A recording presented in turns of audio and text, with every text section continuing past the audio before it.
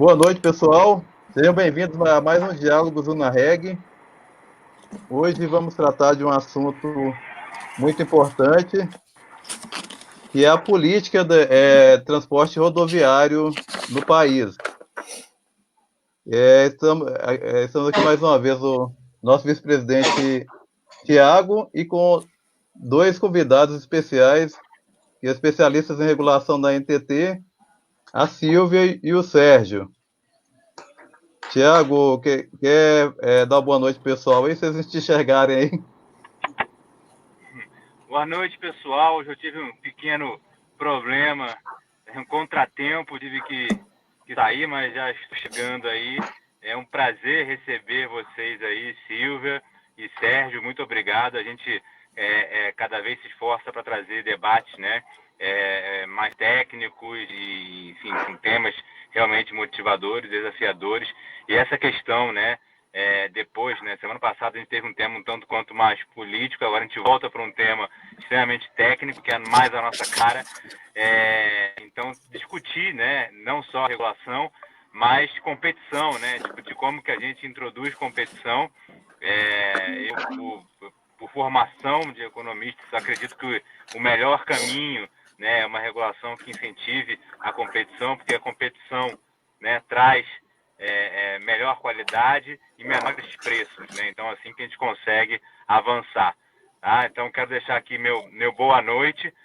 Vou acompanhar aqui, acho que mais 5 minutinhos eu consigo entrar em definitivo e vou acompanhando, porque não tem como perder essa live, que eu tenho certeza que o conteúdo que vocês trazem para a gente hoje será muito interessante, né? E em linha aí já até com outras questões. Recentemente a gente teve um decreto de AIR publicado, cada vez mais isso vem à moda, e acho que vocês também, talvez, se tiver algo nesse, né, já relacionado a essa nova regulamentação com a questão do AIR, também vai ser muito legal de colocar para a gente já poder participar e discutir isso aí.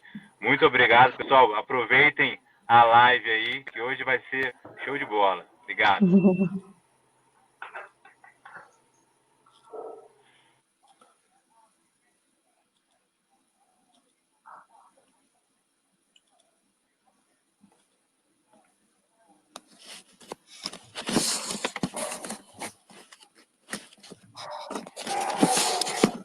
Gente, eu não sei se o link do Elson caiu. Eu estou vendo aqui. Não sei se só vocês estão da me ouvindo. né? Olá, boa noite. Boa noite a todos. Tá. Vamos continuar, então. Eu acho que o Elson caiu ali, o link dele. Não sei se vocês estão me ouvindo. Ô, Elson, você voltou, acho que você tinha sumido aí.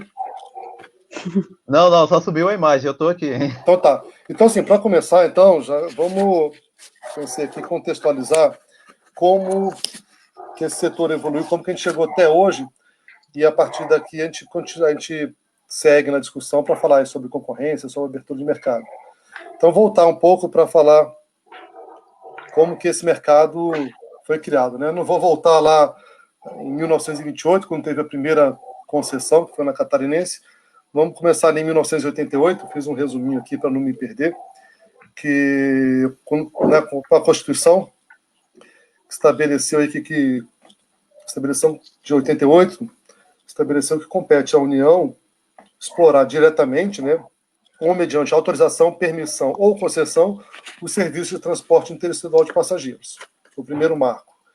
Depois, em 1990, o decreto 99072 instituiu que esses serviços, quando não prestados diretamente, eles podem ser otorgados por concessão ou permissão. Aí ele retirou a possibilidade de autorização.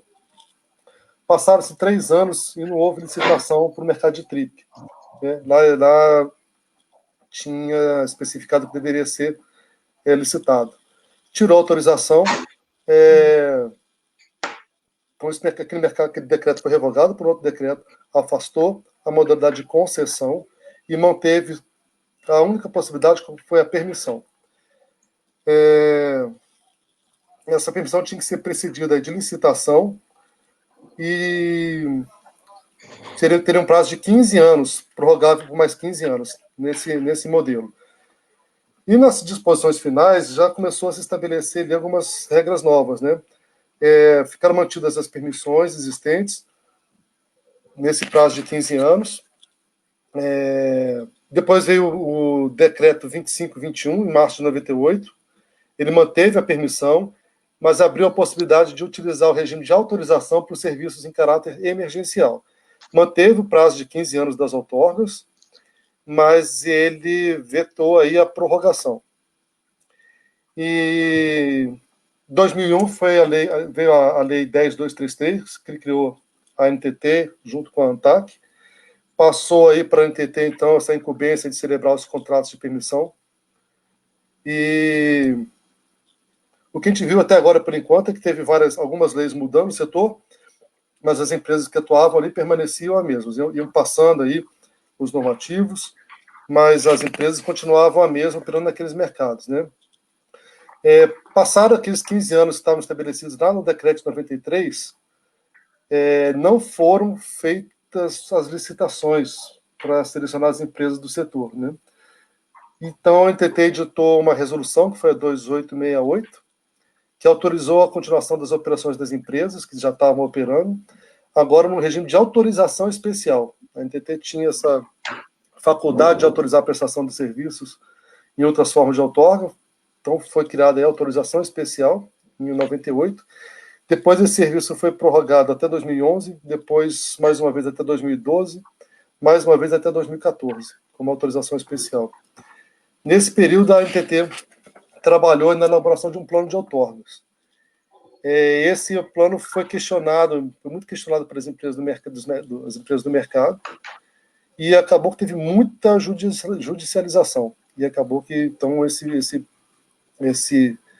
plano parou, né? Não foi para frente. Isso foi muito por causa de assimetria de informação. Tá? No desenho do plano, a NTT tinha umas informações, as empresas tinham outra informação, teve muita judicialização, e esse plano não vingou. Estamos chegando, já estamos aqui, então, em 2014, foi editada uma medida provisória 638, que foi convertida na Lei 12.996, que formalizou, então, o modelo de outorga que a gente tem hoje vigente, que, na prática, é uma autorização sem a exigência de licitação, né? Nesse documento, no final, já na complementação ao parecer do relator, já tinha uma motivação que falava em tarifas reduzidas e aumento de competição no setor. Aí a gente começa a ver uma vontade maior de se implementar a concorrência. Tá? Isso, então, foi aí em 2014. De lá para cá, a NTT fez a resolução 4770 para normatizar todo o setor, todo o funcionamento do setor de transporte rodoviário interestadual de passageiros. Ela manteve a autorização. A gente já começou a trabalhar com o mercado, já prevendo o mercado aberto, prevendo um número ilimitado de autorizações, salvo no caso que houvesse uma inviabilidade operacional. Tá? Hoje, então, a gente já está com essa resolução 4770, ela prevê um tempo de estudo, prevê o fim do controle de tarifas, que isso aconteceu já em junho de 2019. Então, a gente tem hoje um mercado aberto, sem teto tarifário. O que a gente está trabalhando hoje, e está aí já em tomada de subsídio, é uma reforma de todo o arcabouço regulatório aí que disciplina o TRIP. A gente vai consolidar várias resoluções num documento único, está revendo esses documentos para que possibilite aí uma maior facilidade na entrada do mercado, derrubar algumas barreiras que ainda existem, para que a gente possa observar aí o que a gente já estava começando a observar, uma redução dos preços. A gente já estava vendo isso de junho para cá, uma queda nos preços, uma melhoria na qualidade, e agora a gente está reformando. Teve essa pandemia que reduziu muito, lógico, o transporte de passageiros, vai distorcer um pouco os dados que a gente tem, mas a gente já está observando a redução dos preços. Então a gente está trabalhando agora na proposta que possibilite aí uma facilidade maior de entrada de concorrentes no mercado. Esse é onde estamos aí hoje, né, Silvia? Isso. Boa noite, pessoal. Aqui é a Silvia, sou especialista em regulação da NTT. Então, como o Sérgio falou aí, a gente tem um histórico longo do transporte rodoviário interestadual de passageiros, a gente chama de TRIP. Então, quando a gente fala TRIP, a gente está falando desse transporte rodoviário interestadual. E aí, em 2014, a lei mudou o regime de outorga de permissão para autorização, então o regime de autorização traz uma certa liberdade, e ao longo, a lei determinou 5 anos que a tarifa ficaria restrita, né, controlada pela NTT, e esses 5 anos encerrou no ano passado. Então, agora a gente tem um regime de autorização puro, com tarifa livre, com livre entrada de operadores, e a gente está com um projeto, assim, nossa tarefa agora lá na NTT, exatamente essa, pegar todo esse marco regulatório. A gente tem cerca de 30 resoluções relacionadas a vários temas sobre o transporte interestadual, e a gente vai aproveitar e vai rever essas resoluções à luz de uma regulação por resultados. Então, a gente deixa de olhar o setor como uma regulação prévia, como era na parte de permissão, que você tinha os controles para a entrada. Então, a gente tira os controles de entrada e começa a olhar o setor, o resultado que ele está oferecendo.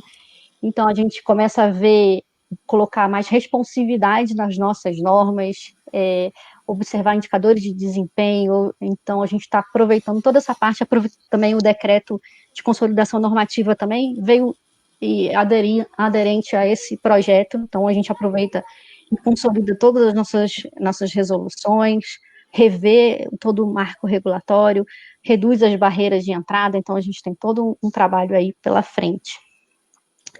Essa questão do decreto da IR também veio super em tempo, porque como a gente está revendo todas as nossas normas, né, para poder consolidar e adequar ao regime de autorização, a gente faz todo um trabalho de resultado regulatório, que é o que o decreto prevê, né, que a gente, a cada norma que a gente regulamente, a gente, de tempos em tempos, reveja esse resultado, avalie e veja se produz os resultados esperados. Então, da forma como a gente está fazendo, a gente está revendo nossas resoluções, quais são os resultados que elas trazem para a gente, e a partir do momento que a gente vai propondo novas normas, a gente também propõe formas de acompanhar se aquilo que a gente está propondo vai gerar o resultado que a gente está especificando ali na nossa análise de impacto regulatório. Então, a gente tem todo esse trabalho aí pela frente. A gente está, como o Sérgio falou, a gente colocou uma proposta já preliminar de consolidação na tomada de subsídio, para a gente poder receber as contribuições, fazer um processo de participação social efetivo, para a gente conhecer quais são os potenciais novos operadores que estão querendo entrar no mercado, dos operadores atuais, quais são as expectativas dessa mudança de regime, efetivamente, né, que a gente muda também esse marco regulatório, então muda um pouco a forma de operacionalizar, e a própria sociedade também, porque como a gente vai fazer uma proposta baseada em resultados, a sociedade é importante que ela contribua, que a gente observe os direitos do consumidor, defesa da concorrência. Então, a gente vai tentar fazer o processo de participação social bem efetivo. É isso. Muito bem, obrigado, Sérgio, obrigado, Silvio, por esse breve histórico aí. Pelo que eu entendi, essa abertura, por enquanto, ela está sendo feita somente no transporte interestadual, é isso mesmo? Isso. A NTT ela tem competência no transporte interestadual, né? O transporte intermunicipal, dentro dos estados, é competência das unidades da federação. Então, a competência da NTT e da União é do transporte entre os estados. Certo. Então, temos uma pergunta aqui da nossa amiga diretora da UNAREG, colega sua da NTT, Suziane. Quais são as principais mudanças existentes na proposta e caracterizam queda de barreiras de entrada na operação do transporte interestadual? Bom, a gente tem uma barreira de entrada, a gente tem a redução do capital social, né? Hoje a gente tem um capital social para entrada no setor de cerca de 2 milhões, a gente está prevendo uma redução desse capital social. A gente está eliminando também, com barreira de entrada, experiência de requisitos técnicos operacionais, então, de empresas que já tenham experiência no setor, então a gente vai olhar por os resultados, não se ele tem esses requisitos técnicos, né? Então, hoje nas nossas resoluções, ele precisa ter transportado não sei quantos mil passageiros em função qual o mercado que ele quer operar. Então, a gente vai eliminar também esse tipo de barreira. Então, basicamente é isso. Interessante essa questão da queda de barreiras de entrada, né? Eu trabalho na Anatel, né, e lá a gente tem sido feito também essa questão de eliminar barreiras de entrada de concorrentes. Temos várias empresas, principalmente no serviço de comunicação multimídia, que é o meio de transporte para a internet. Hoje a gente tem muitos provedores pequenos, que antes o valor da outorga era muito caro, e atualmente a gente retirou essas barreiras. Uma pergunta, uma dúvida minha, sou fora do setor. Como que fica a questão do fretamento coletivo? Buser, por exemplo, nesse novo cenário aí. Então, a gente atua em 2 mercados. O mercado regular e o mercado de fretamento. O regular, ele tem aquela regularidade, então é um setor é um serviço que você tem uma programação, uma expectativa, e o fretamento, ele é um serviço mais específico, mais particular, entendeu? Então a pessoa contrata uma empresa e ela realiza o serviço ali onde ela gostaria de fazer.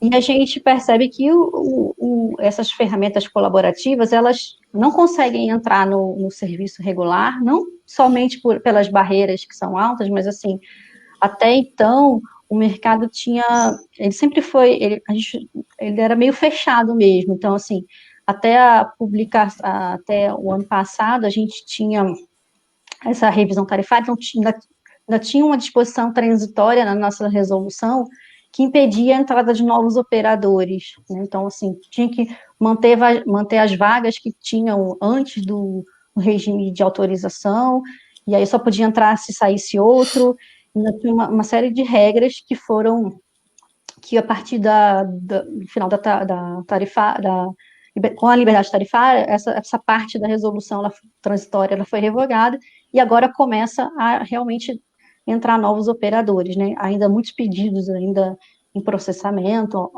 na agência.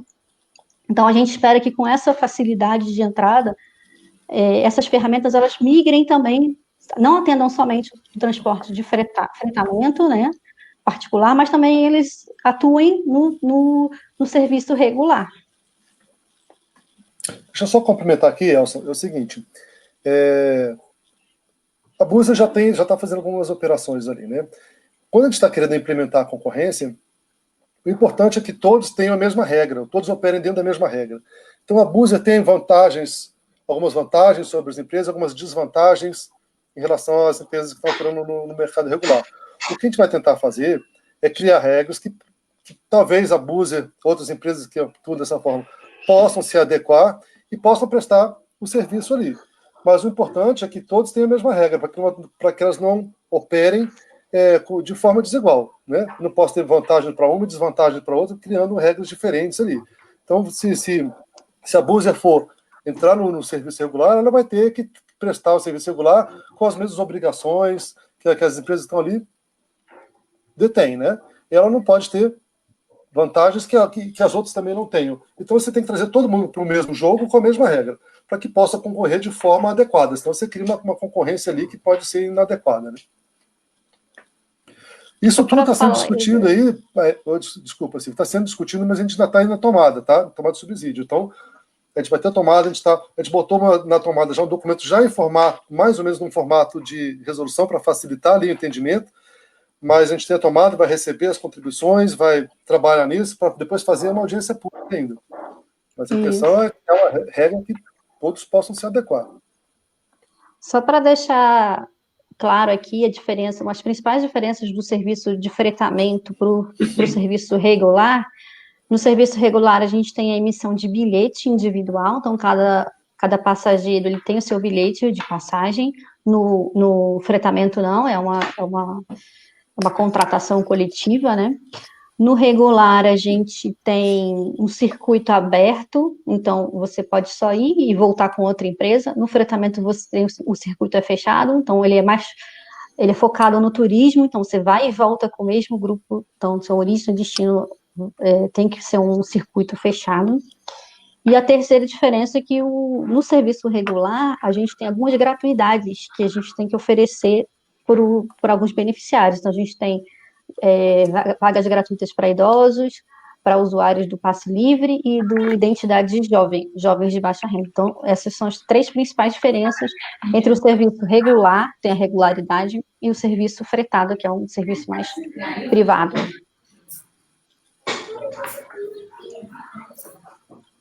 Ok. E em termos de mudanças na ANTT, seja de estrutura interna, seja no trabalho do pessoal, especialmente dos colegas que vão acompanhar essas mudanças aí na fiscalização, o que vai ter de mudanças aí? Acho que já teve, né, Silvia? A gente passou para reestruturação há pouco tempo. Vou falar um pouquinho de mim. Eu estava na área de concorrência. Essa área ela centralizava a concorrência de rodovia, ferrovia e do transporte de passageiros, então ela foi dispersa lá nas áreas finalísticas, e a Silvia, então, me chamou para trabalhar com ela. Ela já sabia que ia fazer essa reforma, então ali tem a Silvia, que já estava há muito tempo nessa área, tem eu, mais uma pessoa, o Bruno, que estava na área de concorrência, fomos para lá, e tem o pessoal que estava na área da ponta, lá de fiscalização, também trabalhando com a gente ali. Então, nessa área, você já fez uma equipe multidisciplinar que já está trabalhando aí na elaboração dessa norma. E lógico que você vai conversando conversa com a Procuradoria, estamos conversando enfim, com todos interessados aí no tema, mas dentro da NTT a gente já formou uma equipe ali que já vem de várias áreas. Né? E ao mesmo tempo vai conversando. Então a gente conversa com a PRG, conversa com o pessoal que é responsável pela atuação responsiva, acho que a Silvia pode explicar aí depois como está sendo feito isso, mas o diálogo lá dentro já está ocorrendo, porque a equipe nova já veio de várias áreas, com entendimentos aí diferentes, que contribuem para a elaboração da norma, mas já está sendo conversado ali para poder sair o mais redondo possível. Isso. Um dos principais projetos do planejamento estratégico da NTT é esse projeto da atuação responsiva, que muda toda a forma de pensar a fiscalização e a atuação regulatória da NTT de forma responsiva. Então, é um projeto que envolve praticamente todas as superintendências finalísticas da NTT. Então, a gente revê processos de trabalho de fiscalização, revê instrumentos regulatórios, revê métodos de análise de dados, porque é um foco no monitoramento antes da fiscalização, comando e controle. Então, esse projeto é um projeto que está sendo acompanhado pela diretoria da NTT, planejamento estratégico, engloba todas as áreas, e com certeza vai trazer mudanças significativas para a própria agência. Ok, temos aqui algumas perguntas da Suziane e do Juliano. Vou colocar a do Juliano, que está mais completa que a da Suzy. Ele entende que, para que haja as alterações do marco regulatório, é necessário alterar a legislação, e que o decreto 2521, que embasa o normativo da agência, não comporta as alterações que estão sendo realizadas. Ele pergunta se há alguma previsão de alteração dessa norma, do decreto 2521. É também a pergunta da Suzy, se vão revogar esse decreto. Sim, a gente está trabalhando para que esse decreto seja assim, revogado explicitamente, né? Porque a gente estar conversando com o pessoal do jurídico para avaliar se realmente ele tem validade em função da lei que definiu a autorização. Mas, de qualquer forma, a gente está trabalhando nisso, sim. É uma das frentes de trabalho que a gente está tocando. Só para eu entender, desculpa que eu não sou da. Vocês vão entender é bem claro essas restrições aí do decreto, mas a grosso modo, quais são as restrições que esse decreto traz que viabilizariam as mudanças? Ele tem alguns detalhes de exigências mais focadas na permissão. Então, por exemplo, ele fala que as bagagens têm que ser acondicionadas em tal lugar. Por exemplo, se a tarifa, eu comprei um serviço convencional, que é o serviço mais básico, e na hora lá, ao contrário, eu comprei um serviço executivo, que é um melhor. Aí quando chegou lá a prestação do serviço, a empresa veio com um veículo inferior, convencional, que é o mais básico. E aí o decreto fala assim, você tem que devolver a diferença de preço, porque ele comprou mais caro, você está oferecendo mais barato, você devolve a diferença. Então, isso não faz mais sentido, porque a diferença o preço ele passa a ser mais dinâmico, né? Então, depende da antecedência que você vai comprar, as regras da tarifa que você vai ter, se você vai querer comprar um bilhete que te permita transferir para outra pessoa, caso você não vá, ou se você quer um bilhete intransferível. Então, todas essas regrinhas tarifárias, ele pode fazer diferença, como no aéreo, né? No aéreo, quando você vai comprar um bilhete, você tem 3 opções de preço lá, então, dependendo se você quer remarcar, não quer reembolso em caso de cancelamento ou não, então, existe essa possibilidade de, num ambiente de tarifa livre, ter regras diferenciadas em função do que você está comprando ali, né? Então, assim, essa regra de você comprou um serviço e vai receber o valor de volta, ela fica meio sem sentido. Então, são esses pequenos detalhezinhos que tem no decreto, que o decreto é diante da lei de autorização, quando era permissão, que a gente realmente não vai incorporar no marco, e a gente vai fazer essa distinção aí do decreto, né? Como a gente vai revogá-lo expressamente ou não necessariamente.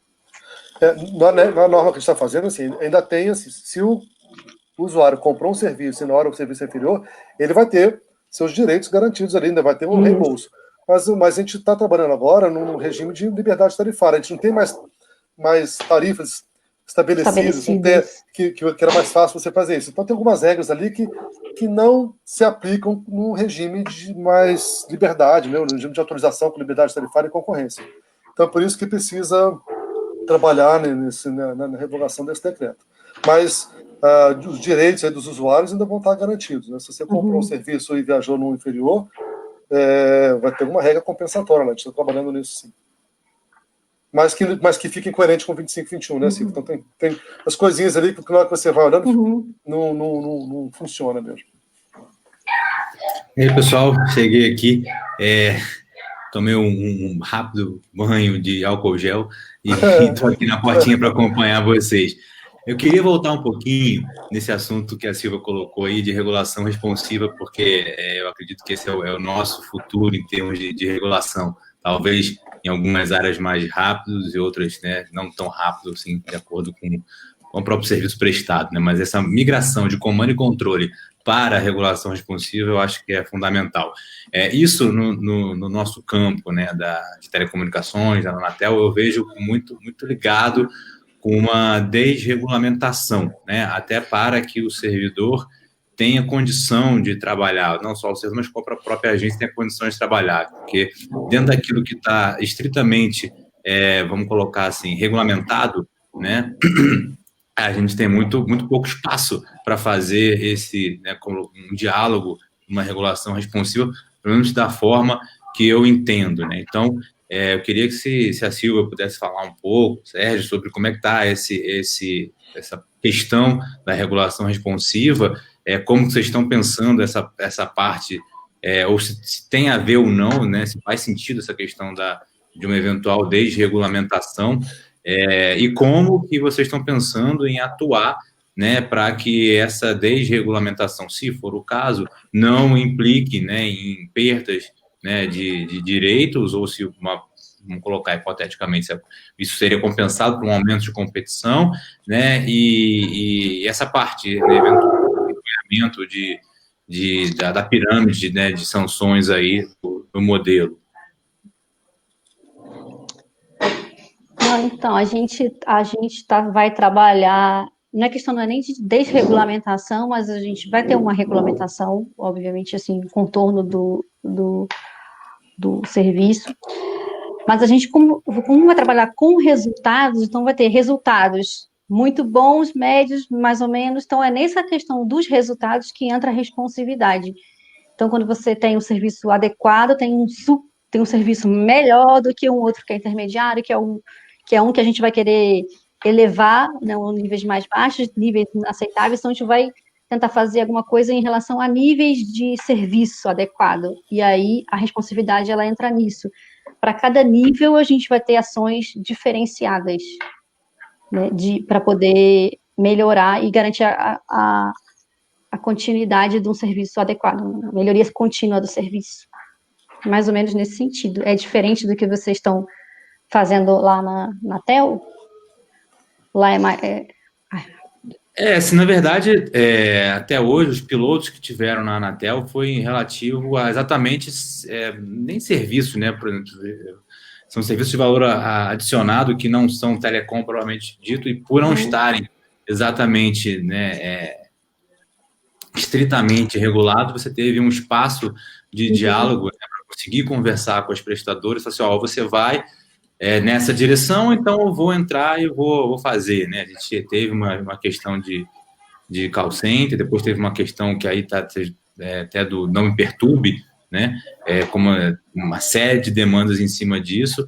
Teve cobrança também de outros serviços nas contas, começou a ter muita reclamação, e a pessoa falou assim, a gente vai entrar nesse negócio. A pessoa, mas isso não é telecom, isso é cobrança de outro serviço. Bom, se você não entrar e não se ajustar, a gente vai regulamentar e aí vamos botar a mão pesada. E aí elas se juntaram e começaram a conversar nessa linha. Então, hoje o próprio setor já começa a falar que é um termo que eu acho horrível, em autorregulação, né? Mas eu acho o termo horrível, a ideia é boa, mas o termo é muito ruim, na minha visão. E começa a colocar uma série de regras, né, como o CONAR, né, sempre há um paralelo como o CONAR faz, até nessa parte de oferta, do que ofertar, e o não Me Perturbe é um pouco disso aí. E no nosso caso, a gente tem muita questão, na minha visão particular, de um excesso de regulamentação, e quando você fala exatamente o que tem que fazer e qual é o indicador, e se não entregar, o que vai acontecer, tira, inclusive, o espaço do próprio servidor de atuar, porque, né, você é obrigado a fazer aquilo que está escrito na regulamentação, né? Não tem espaço para você sair daquilo ou pensar em uma solução alternativa, não tem muito o que fazer, né? Essa é um pouco da visão que eu tenho. Por isso que, no caso da Anatel, a gente entende que, eu pessoalmente entendo, faço a defesa lá dentro, que tem que ter uma desregulamentação de algumas questões para que tenha esse espaço para poder ter uma regulação mais responsiva. Caso contrário, é comando e controle puro e simples, né? A gente lá não está nessa linha da desregulamentação, deixar livre a ponto dos nossos agentes definirem. Acho que a gente ainda tem muito espaço ainda pela frente para chegar nisso, né? Então, a gente vai ter, o que a gente fala de responsividade em função da gravidade, da natureza, da infração, que pode ser corrigido, do perfil do operador, se ele é um operador que realmente quer colaborar, quer entrar nas regras. Nesse sentido que a gente vai fazer a responsividade. Não é ainda não estamos nesse nível ainda acho que nem um dos setores, talvez, da NTT, ainda não chegou nesse nível, entendeu? Mas eu acho que pode ser um caminho mais para frente. Acho que não é um passo agora lá na NTT, não. Desde quando eu falo em desregulamentar, não é zero regulamentação, não, tá? É tirar as questões muito rígidas, assim. Por hoje, você tinha, na verdade, isso já aconteceu um pouco na qualidade. A qualidade era muito balizada em indicadores. Tem que ter 95% de chamadas completadas, tem que ter 90% de SMS entregue, tem que ter não sei o quê. Aí, se o cara fazia 93%, não deu certo.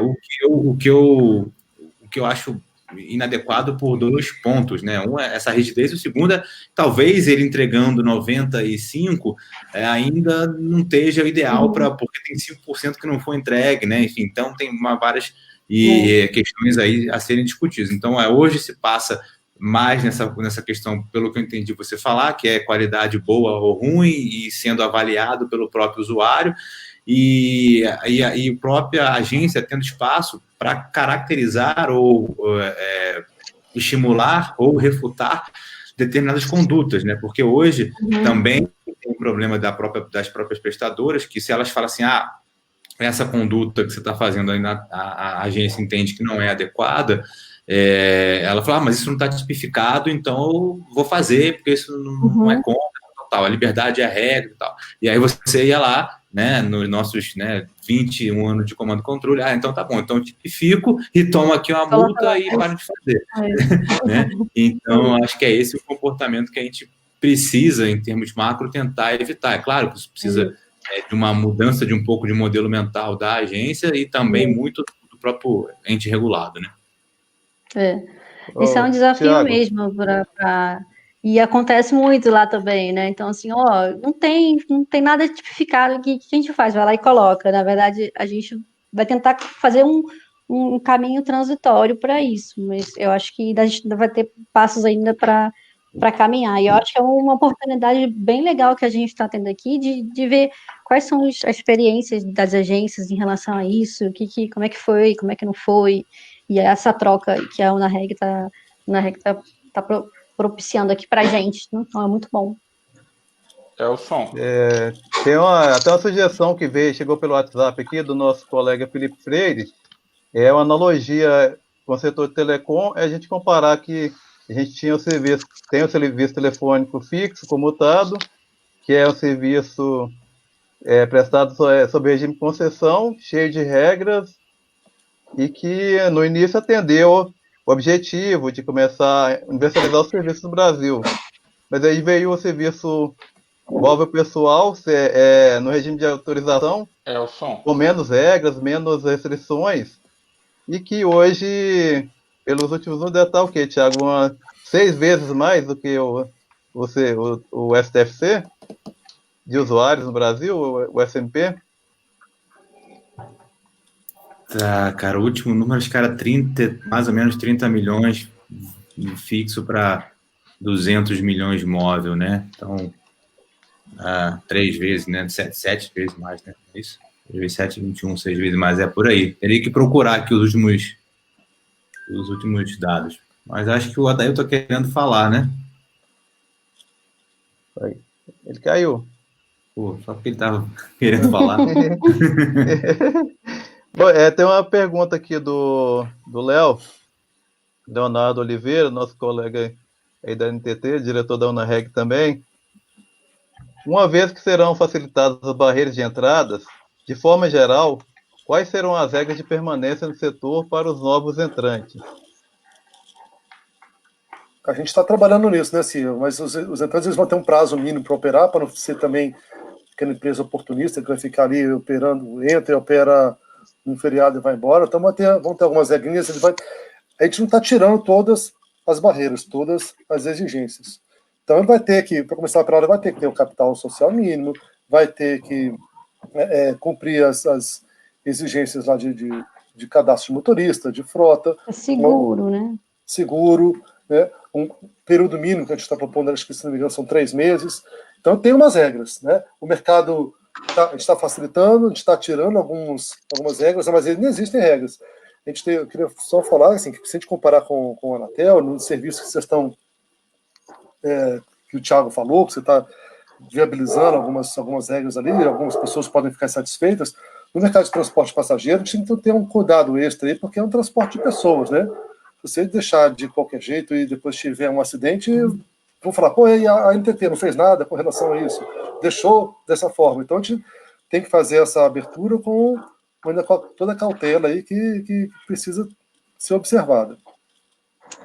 Respondendo a pergunta também do Leonardo, hoje as nossas ferramentas de saída, elas são muito lentas, então a gente, para tirar um operador que é ruim, ele tem que ter cometido uma infração grave, abrir um processo administrativo que demora pelo menos 6 meses. Então, assim, isso é um processo muito demorado. Então, na medida que a gente tem facilidade para entrar, a gente também vai criar mecanismos que a gente também tire rápido os operadores ruins. Então, a gente também está fazendo esse vínculo, entendeu? Entrada rápida, mas a saída também é rápida, para a gente deixar sempre o serviço adequado, na qualidade que o usuário merece.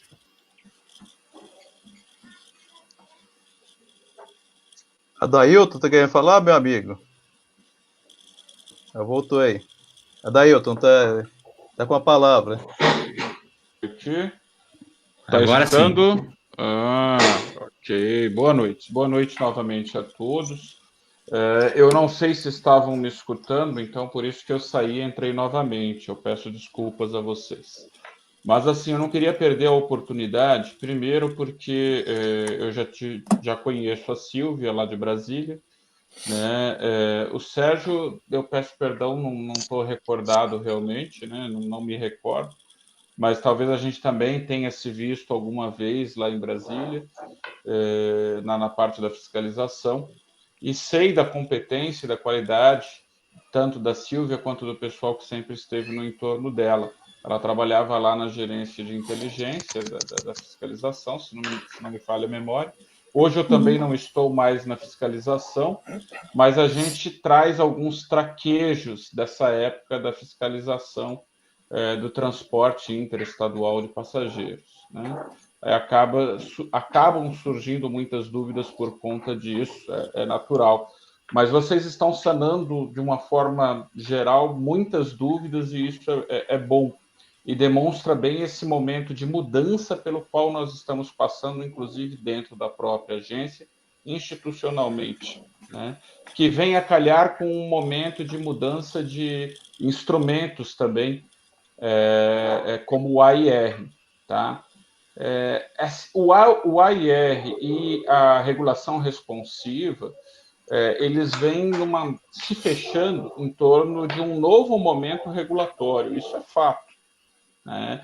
E essa mudança que vocês estão propondo a partir da Superintendência de Passageiros, os colocam na vanguarda deste processo, não só dentro da agência, mas dentro, eu diria, inclusive, do modelo regulatório dentro do Estado brasileiro. Isso é muito válido. Mas, assim como o Thiago, eu também tenho algumas preocupações com relação à regulação responsiva.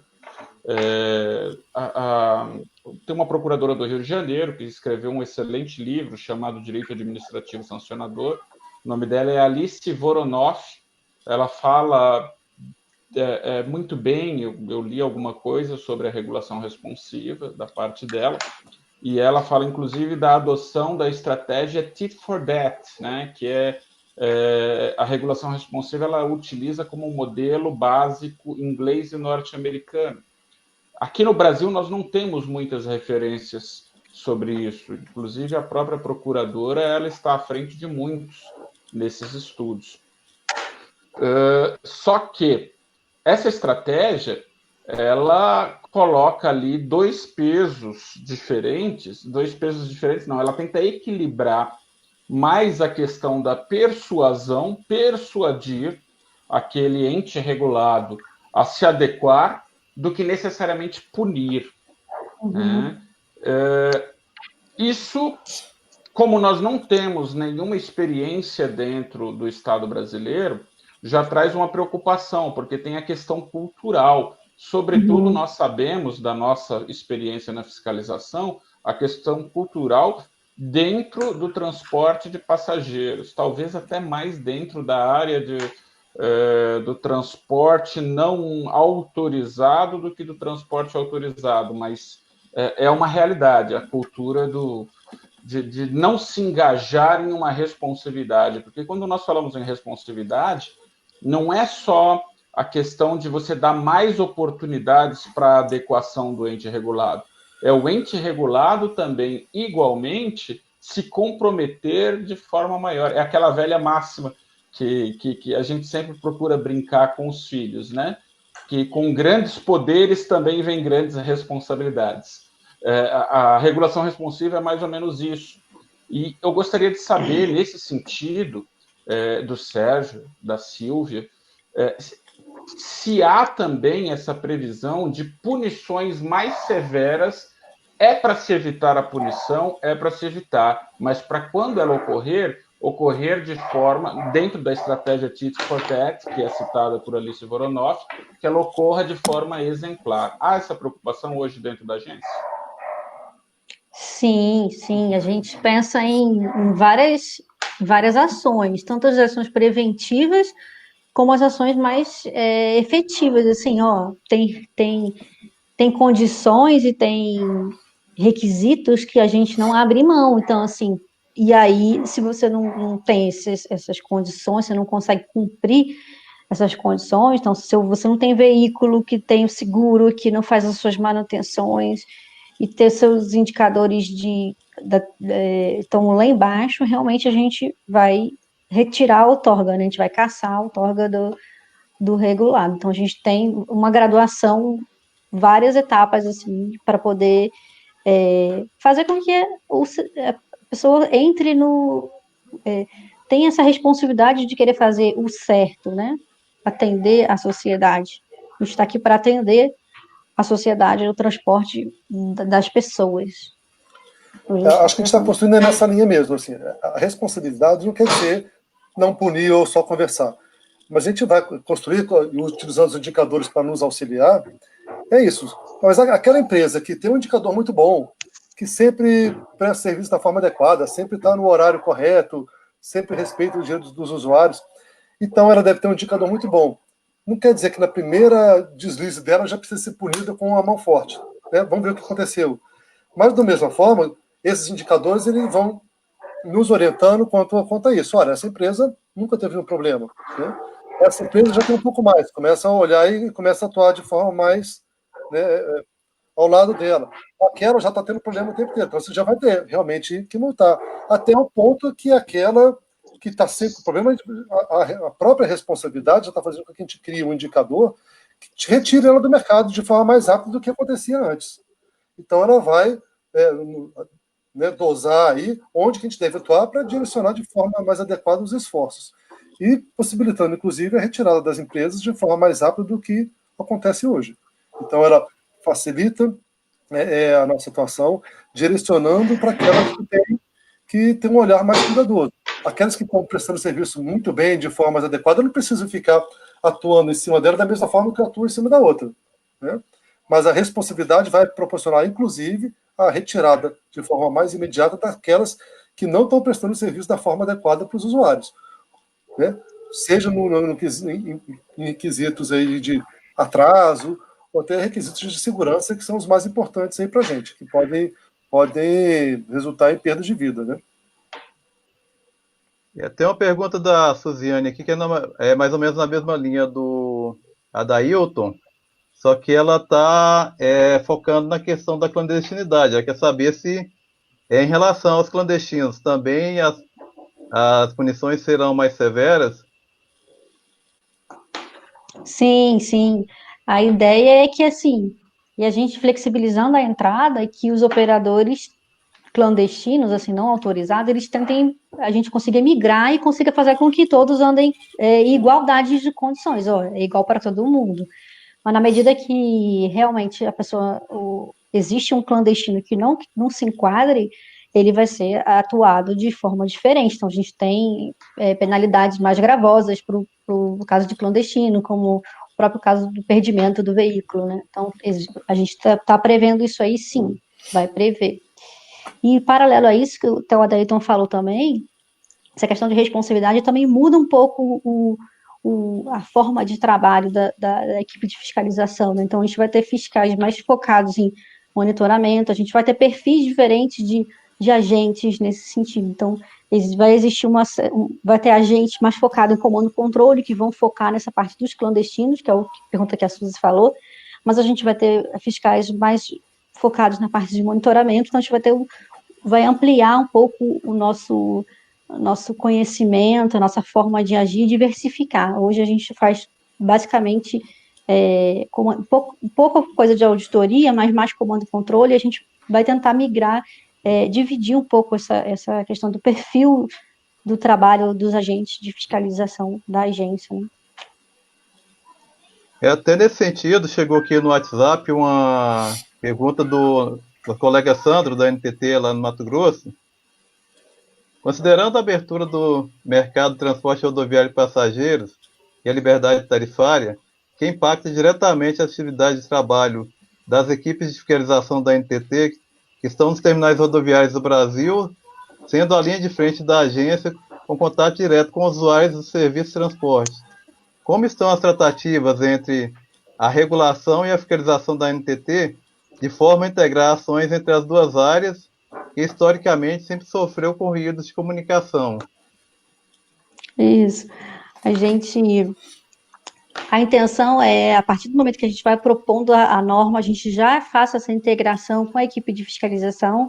Hoje, a equipe que está cuidando da parte de regulação, a gente tem pessoas que foram da fiscalização, então, dentro da equipe, a gente já tem essa preocupação de como a gente vai propor alguma coisa, mas como a gente vai efetivar isso, né? Então, existe essa possibilidade, esse planejamento de fazer essa integração.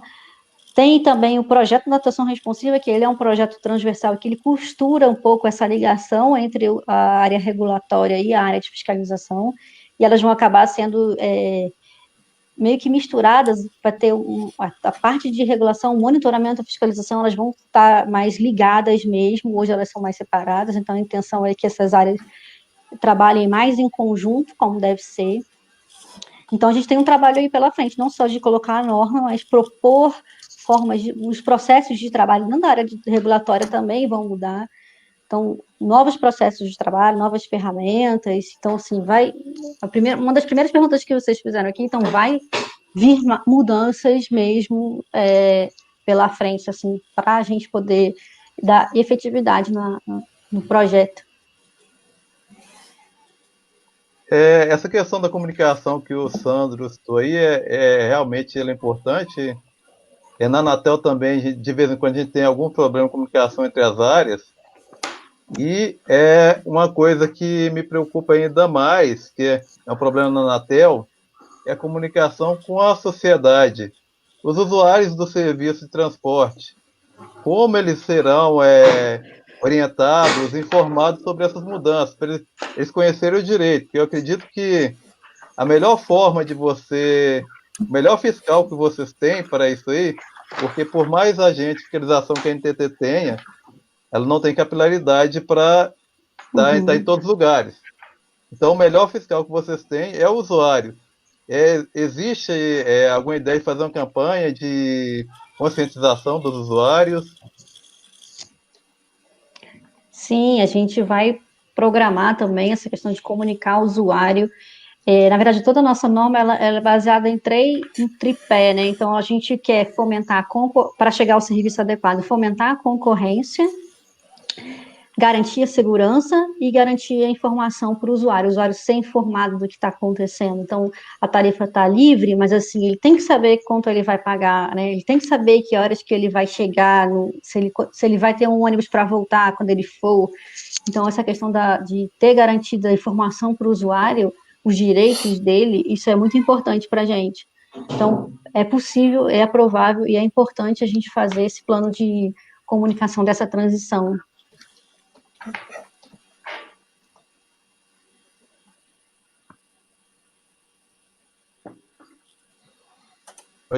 Tiago, Adailton, tem alguma pergunta aí, comentários?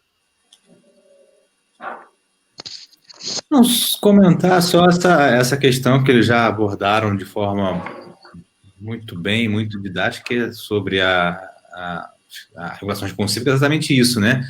O próprio professor Marciori, que a gente discute muito, e trata muito esse tema na agência, levanta essa preocupação de que há, às vezes, uma certa confusão, né, de que uma regulação responsiva seria uma regulação com menos penalidades ou que teria menos enforcement, né, e que não é verdade, muito pelo contrário, é exatamente você ter uma maior graduação, mas em havendo a necessidade ou havendo a persistência na conduta né, infrativa, você ter penas até capitais, como a própria Silva colocou, de cassação de outorga, de forma até mais célere e dando resposta mais rápida para o usuário. Apenas corroborar aí, está tudo muito, muito certinho, de acordo com o manual. Parabéns.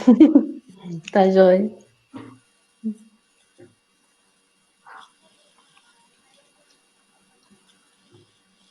Adailton, algum comentário aí, meu amigo? Eu quero comentar com relação a essa equipe que a gente vê aí muito, muito dedicada, capacitada e antenada com os instrumentos mais modernos de gestão regulatória. Eu acho que o caminho é esse, o momento é propício, em que pese certos entendimentos de pessoas ligadas ao governo que preferem achincalhar o funcionalismo público do que compreender a relevância deles, mas, independente disso, a gente tem muita gente capacitada como vocês dentro do serviço público que vem dando um verdadeiro show de atualização, um verdadeiro show de gestão, e acredito que nessa linha que nós estamos tomando para uma nova... A regulação responsiva, ela vai ocorrer de uma forma ou de outra, né? Não só nessa área, talvez a área que seja mais complicada, a meu ver, e a princípio, seja justamente a área de transporte de passageiros, porque há um sem número de empresas que atuam dentro desse mercado no Brasil. É diferente, por exemplo, hoje eu estou ligado à Superintendência de Infraestrutura Ferroviária, e a gente tem, talvez, eu não sei de cabeça, mas talvez tenhamos 10 grandes conglomerados empresariais no Brasil, né? E no transporte de passageiro, não, nós temos aí centenas de empresas, fora as de fretamento, que todo dia surge mais uma, e mais uma, e mais uma. Então, o desafio é grande. Então, acredito que está em boas mãos, apesar do desafio ser grande, e acredito que vocês estão trilhando o caminho certo. Quero agradecer, desde já, o fato de vocês se disporem a vir aqui e explicar isso para todos os nossos colegas e para a população em geral que tiver interesse, para ver essa relevância e a importância do trabalho que nós, como servidores públicos, fazemos. Agradeço de coração mesmo, Sérgio, Silvia, por vocês estarem aqui com a gente hoje. A gente agradece a oportunidade de estar aqui, né? E a gente convida as pessoas, os servidores da NTT, que trabalham na fiscalização, que trabalham com passageiros, que já trabalharam com isso, quiser colaborar com a gente está aberto aí a conversas, a debates. O pessoal das outras agências que já trabalharam com essa questão de responsividade para a gente trocar informação, a gente também está super aberto. Eu acho que é um canal que a gente só cresce, tanto daqui quanto dali, essa troca, essa comunicação, né? A gente falou tanto de comunicação, é um problema, mas ela ajuda muito. Então, eu que agradeço muito o convite de vocês, foi muito bom, e obrigada. Queria agradecer também aí o canal que vocês disponibilizaram para a gente poder divulgar também o que está sendo feito. Convidar a todos aí a consultar a tomada de subsídio 04, que está no ar lá na NTT. Ela fica, se não me engano, acho que até o fim do mês, tomada de subsídio. Depois a gente vai ter a audiência pública. Então, quem tiver e quem puder acompanhar e contribuir, ajuda a gente aí na construção dessa norma e de tudo que a gente explicou aqui. Elson, então, aproveitando aí, eu queria já caminhando para o encerramento, primeiro pedir desculpa, né, a Silvia e o Sérgio por ter me atrasado, mas não sei se o Elson chegou a comentar. Hoje tivemos uma reunião pela UNAREG com o secretário de Gestão de Pessoas, enfim, algumas pautas, e as coisas aconteceram, tive que ir ao Congresso, enfim, não pude estar aqui começando, né, de forma adequada às 19 horas, mas, então peço, né, desculpas, mas tenho certeza que foi ótimo. Espero realmente que vocês tenham gostado. Para mim foi excelente, estou muito feliz. As 3 pessoas que acompanham o meu trabalho, né, desde 2015, 2014, na UNAREG, sabem o quanto eu acredito, né, que isso aqui possa ser, de fato, um hub, um ponto de diálogo, um ponto de interação, onde a gente possa frutificar e fortalecer a regulação, né, e jogar daqui para o Brasil todo, porque sem regulação esse país não volta a se desenvolver, né, e o trabalho que estão fazendo aí é para dar segurança, né, jurídica, regulatória, para a gente poder trazer investimento, para a gente ter mais gente prestando serviço e mais brasileiro andando de um lado para o outro. Então é fundamental, e dar essa transparência é muito importante, né? Hoje brindamos aí com, né, os 3 que me acompanham, tem mais de 100 passando por aí, excelente audiência, então muito obrigado, né? Espero, e assim agradecer também a Suzy, a minha grande amiga Suziane, que acreditou e trouxe, né, a proposta de vocês. É importantíssimo, quem tiver, vamos trazer gente de experiência para cá para falar das agências, do que vocês estão fazendo aí, porque um conhecendo o trabalho do outro vai ajudando, vai crescendo. A gente precisa divulgar o que a gente faz. Como a Adelton muito bem pontuou, precisamos nos defender apresentando aquilo que a gente faz, que é fundamental e essencial para esse país. Então, muito obrigado, né, Silvio? Muito obrigado, Sérgio, de coração. Espero que vocês tenham gostado, que a gente possa repetir e, quem sabe, ampliar esse debate com outros colegas e outros agentes. Obrigado, boa noite. Boa noite. Boa noite. Pessoal, agradecer mais uma vez a Silvio e o Sérgio aí, excelente. Peço desculpas no início aí da transmissão, eu me enrolei, que geralmente é o Thiago que opera a ferramenta aqui, mas final deu tudo certo. E realmente é muito importante essa troca de experiências. E eu e o Thiago somos lá da regulação de telecomunicações, vocês aí de transporte, tem colegas na área de saúde suplementar, na Anvisa, vigilância sanitária. Então é importante a gente ter essa integração entre agências, e até o Thiago deu uma ideia que eu achei excelente, a gente promover um seminário aí, sobre regulação responsiva. É uma troca de experiência entre as agências, pode ser um seminário virtual, aí a Dailton, se estiver disposta a nos ajudar na organização disso aí, acho que vai ser excelente. Vai enriquecer bastante a experiência de uma agência, vai ajudar as outras, e a regulação em si vai crescer bastante. Mais algum comentário final, Silvia, Sérgio? Não, acho que por hora não, é só agradecer mesmo. Então, quero agradecer vocês, agradecer o pessoal que participou aí, Léo, Suzy, Flávio, Sandro, Felipe, todos que assistiram. Na próxima semana estamos de volta aí. Semana que vem é a IR, né, Thiago? Isso, vamos discutir um pouco aí desse decreto que foi publicado recentemente, enfim, as coisas que a SEAI está promovendo lá. Vai ser excelente aí a participação de todos os convidados. Beleza. Muito obrigado, gente. Uma boa noite a todos. Se cuidem. E aguardamos vocês na próxima terça-feira, às 19 horas. Um abraço a todos. Tchau. Tchau.